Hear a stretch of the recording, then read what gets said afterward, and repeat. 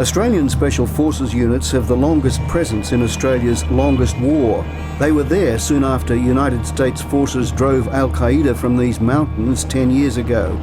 And they are here in Afghanistan still. But for all of those 10 years, what they do and how they do it has been kept largely secret.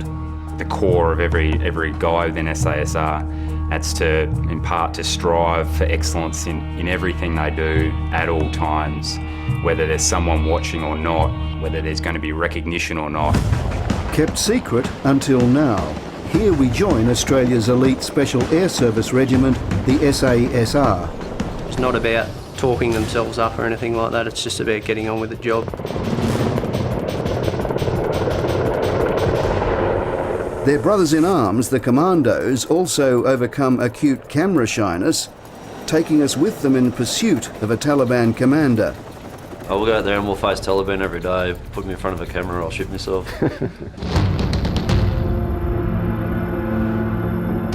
On the way here, plans changed. They heard on the radio that the Taliban commander was confirmed to be here in this motorcycle shop, so plans changed and the combat forces rushed this location. They're now searching a whole range of local fighting age males.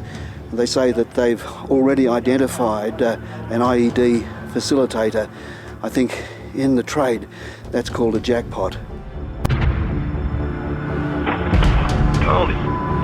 Don't get off the path. Complementing the Commandos and the SASR is the Incident Response Regiment, the combat engineers out in front who uncover the weapons caches, booby traps and hidden mines.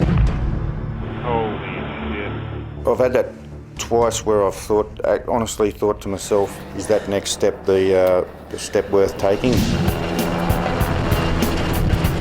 The different force elements merge to make up Rotation 16 of Australia's Special Operations Task Group, a truly unique band known throughout Afghanistan as Task Force 66. Rear protection, let's go, facing that way. At the end of the day, we're just everyday people. We come to work, we do our work, and then we go home to our families. It's not like the movies. We do a job and we just get on with the job.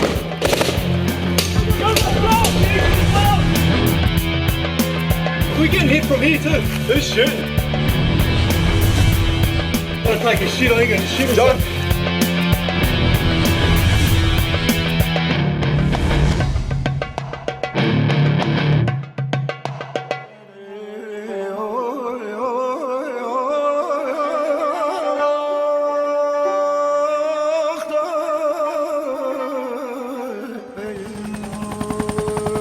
The Afghanistan home for Australia's Special Operations Task Group is at Tarin Kot, in the sparse, rugged and largely primitive Uruzgan province.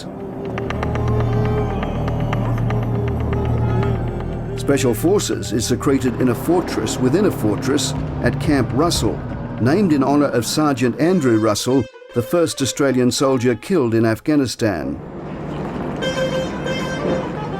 We are allowed to move freely among the soldiers and ask what we like, with no one looking over the shoulders. But there are restrictions. For the most part, we can't identify them. We've also agreed to avoid exposing trade secrets, what they call their tactics, techniques and procedures. And the fact that we're so secretive by necessity for how we do business means that a lot of speculation can go on. But you will be taken to their battlefield. Where are they? Top of the feature, one fist left. You will see what they see, and you will hear their views on the war they fight. This is not like any war we've been in previously, and we're trying to do it right.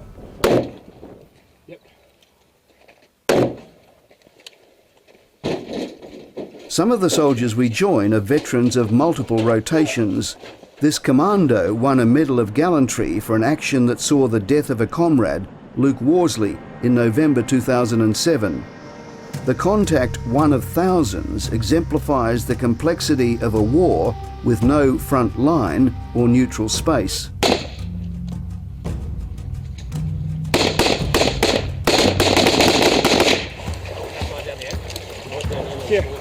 051.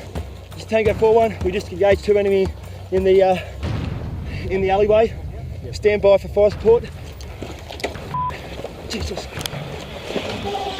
In 10 years of operations, Special Forces has accumulated 40 bravery medals, including 2 Victoria Crosses. In 2007, this young corporal scaled a mountain to enter the lion's den, in this case a cave of a Taliban commander. When I locked eyes, he locked eyes with me. It was approximately 10 metres. I could notice that he had a weapon down the side of him, and it was essentially both weapons up, and he was the quickest to the trigger. This soldier is one of many to return to battle bearing the scars of previous combat. Our lead scout was shot, and I also received rounds hit my personal weapon, and then fragments went through my face, through my ear. There was a lot of blood. Obviously, your head injuries bleed a lot more than anywhere else on the body. I crawled over to the medic just to make sure that it was nothing vital, and once he gave me the thumbs up, we continued on with the fight. Holy. The battlefield's changed significantly. I believe the threat has become far more complex. The Taliban and insurgent commanders have accurately realised that their strength is their ability at times to move within the population. And you've also seen the emergence of the IED threat over the years. And that IED threat provides a lot of challenges, as much for the local population and the local law enforcement as it does for us. The SAS head out, attending to their main business, counter leadership, or what some have come to term kill capture. You looked at our processes and we felt that kill capture was an inappropriate term. It was an inaccurate term, in fact. It implies that it's as simple and black and white as that. We seek to neutralise a commander, and we remain, we do a lot of analysis into what the best method of that neutralisation might be. The helicopter enables further reach to Kaz-Uruzgan, which has seen a lot of fighting. In August, an Australian soldier, Private Matthew Lambert, had been killed by an IED. In the following weeks, the SAS returned to Kaz-Uruzgan, and on September 10, they hit what they called a jackpot, killing 3 further insurgents and a master bomb maker, Mullah Abdul Qadir. The Taliban leader had commanded a cell of 30 fighters in the area. That particular insurgent commander had been active in Uruzgan for about 2.5–3 years and had a lot of linkages to the Kaz-Uruzgan district.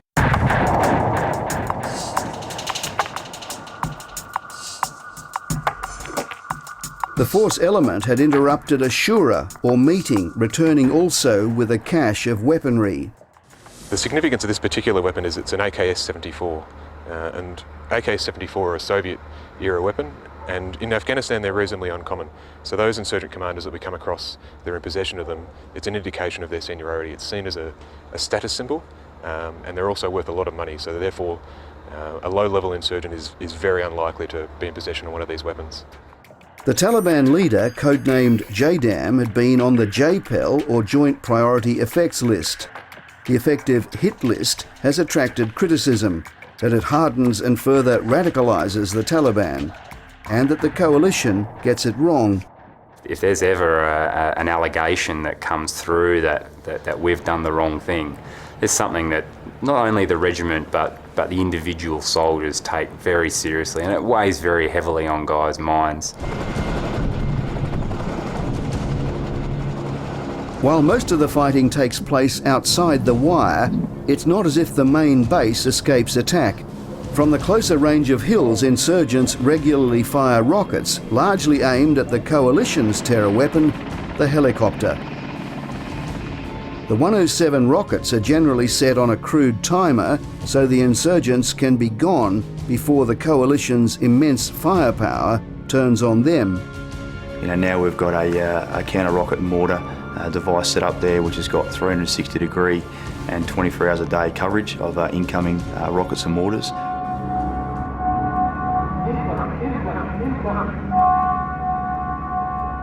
In the early evening, sensors pick up signs of an imminent rocket attack.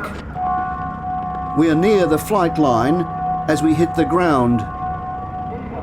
2 rockets strike, generating more noise than harm. It's okay to squeal if you want to. There's some close call stories about people who decided they needed to go for a piss in the middle of the night or got up to go for a smoke, and the rocket lands and it's landed in their bed space. So there's a few close calls.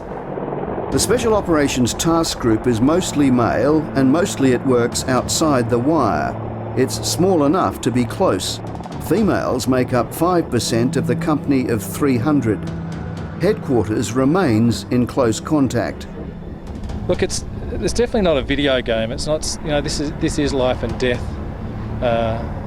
sort of stuff. So it's not something that you can pause and replay.